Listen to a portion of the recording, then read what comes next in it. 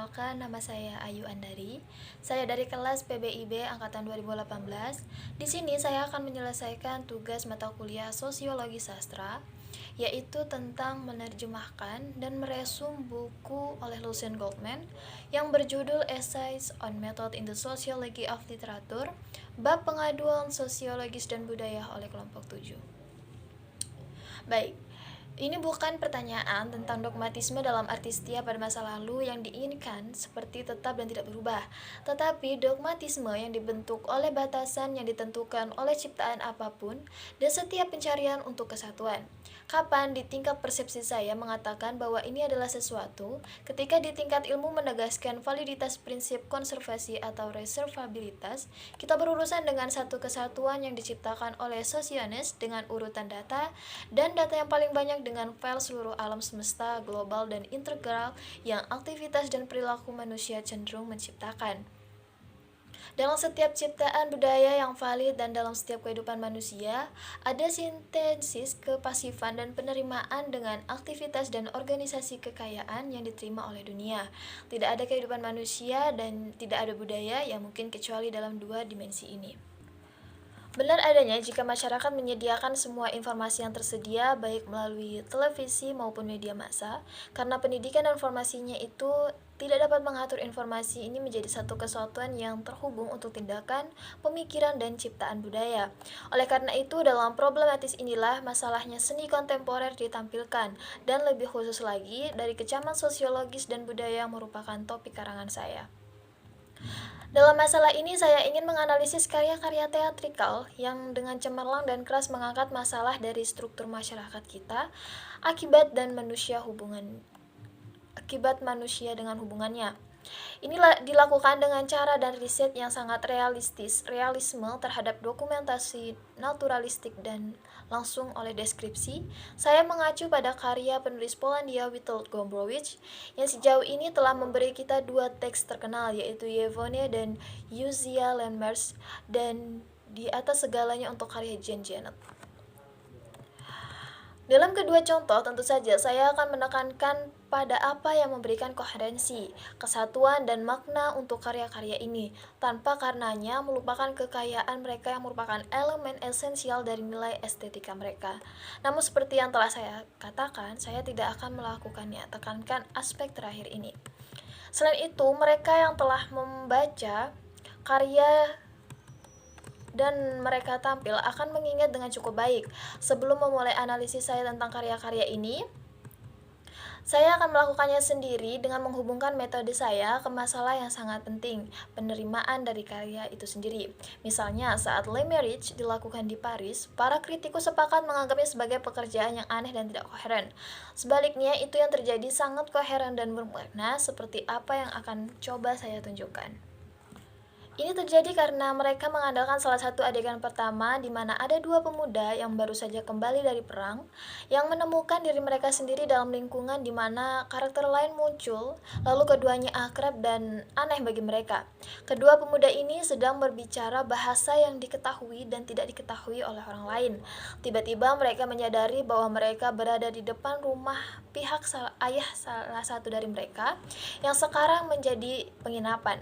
Mereka juga menghadapi tunangan salah satu pemuda tersebut yang telah menjadi pelacur, dan ayahnya yang sekarang memiliki penginapan tersebut. Setelah membaca berkas yang berisi hampir semua artikel yang ditulis tentang drama ini, saya jamin bahwa tidak ada orang yang setidaknya menyinggung interpretasi seperti itu, dan bahwa satu-satunya penjelasan bangsa diberikan resor ke kompleks Oedipus. Faktanya, masalahnya adalah selain itu cukup penting, seperti apa yang akan segera kita lihat. Itu yang terakhir cenderung untuk menyelesaikan masalah eksistensial yang diberikan lingkungan dan sebagian besar dengan cara yang tidak kita sadari.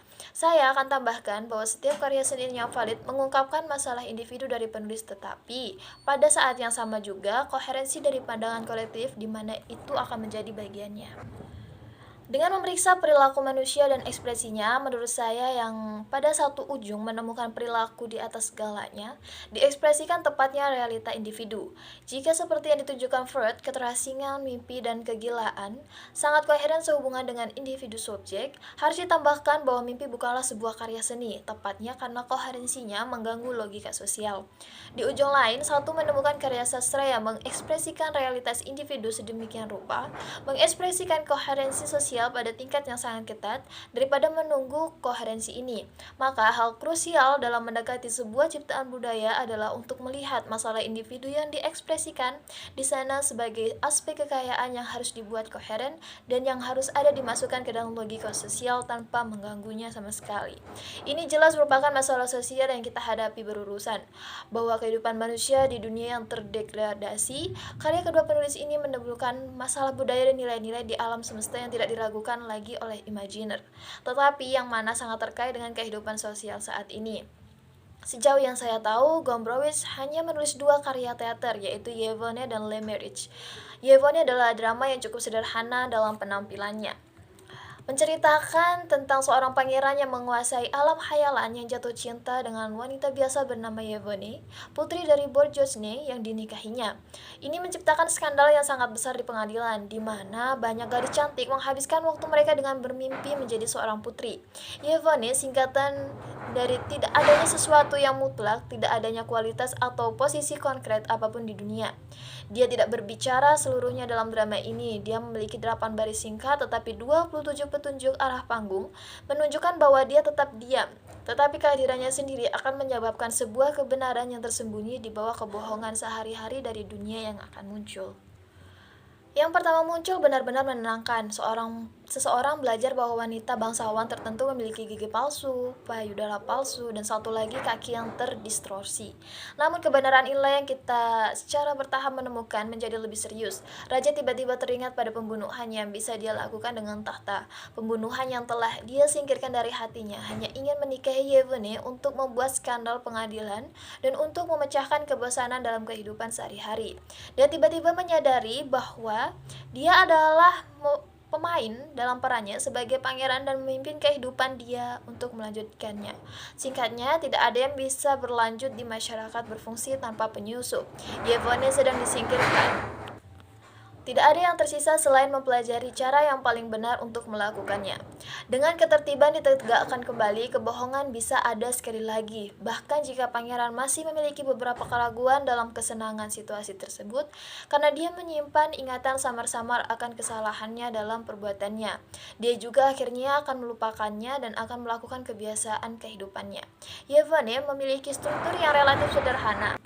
Yang dibedakan mode keberadaan tidak autentik dalam kelompok sosial tertentu dibuat jelas melalui konfrontasi dan satu yang sama karakter.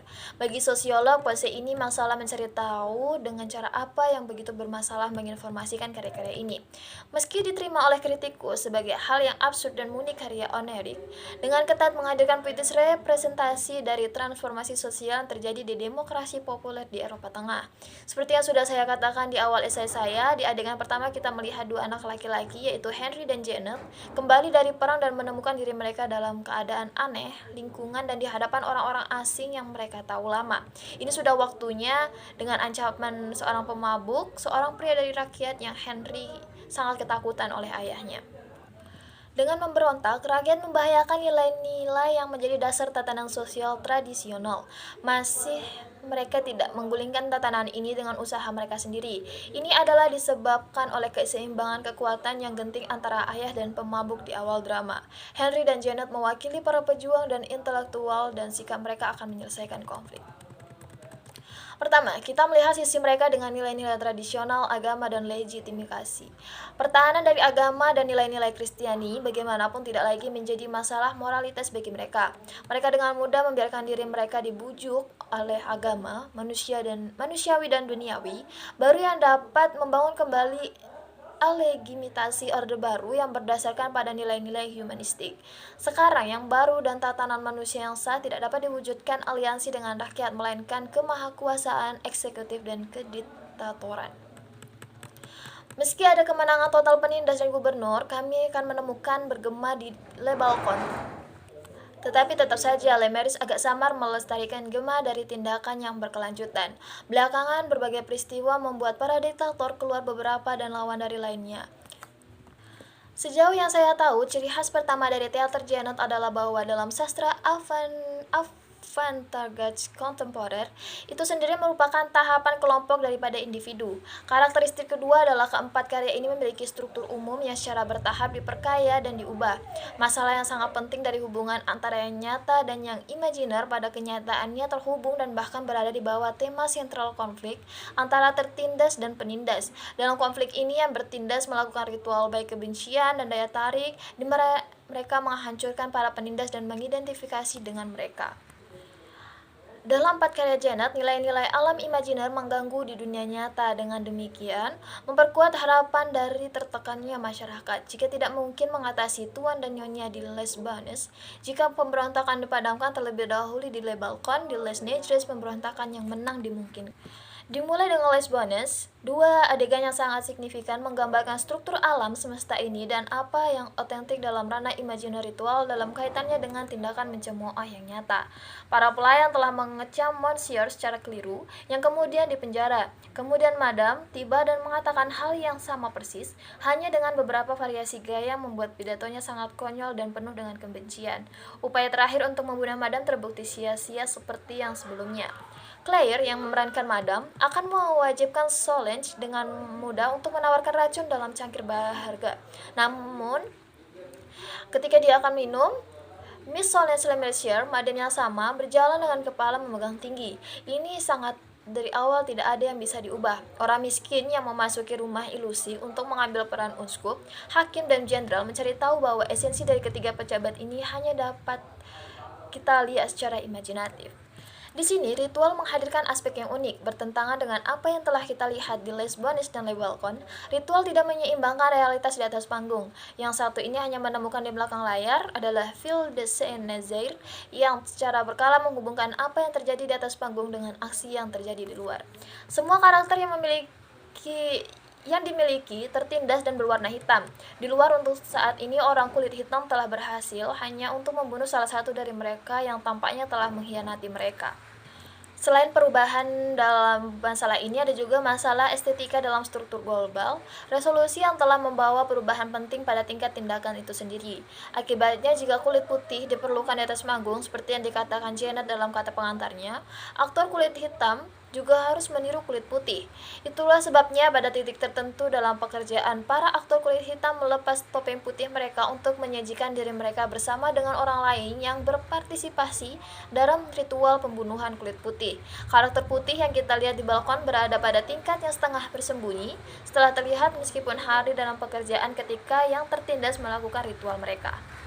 Hanya berkaitan dengan struktur global suatu karya, koherensinya dan kesatuan bahwa ia mengabaikan kekayaan dan bentuknya dalam arti yang sempit, yaitu gayanya. Pada tingkat semantik khusus, kami telah menemukan jaringan mikrostruktur yang kompleks dalam 25 baris pertama. 25 baris pertama ini merupakan model yang dikurangi dari keseluruhan pekerjaan dan ada dua model yang lebih kecil lainnya dalam model yang dikurangi.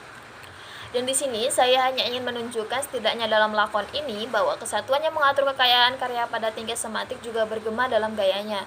Tentu saja perlu dilakukan banyak penelitian konkret untuk mengetahui apakah mikrostruktur semacam itu juga dapat diterapkan pada karya lain atau hanya terdapat pada karya yang memiliki koherensi luar biasa saja. Kami hanya mengambil langkah awal ke arah ini, tetapi mungkin pada akhirnya seseorang dapat sampai pada teori gaya ilmiah yang memungkinkan seseorang untuk menganalisis keseluruhan karya sesuai dengan skema yang membahas kesatuan dan kekayaannya, karena ini terkait dengan pandangan dunia dari kelompok tertentu. Baik, sekian yang dapat saya sampaikan mengenai resume dari buku Lucien Goldman. Saya harap video ini dapat bermanfaat bagi kita semua. Sekian, wabillahi taufiq wal hidayah, wassalamualaikum warahmatullahi wabarakatuh.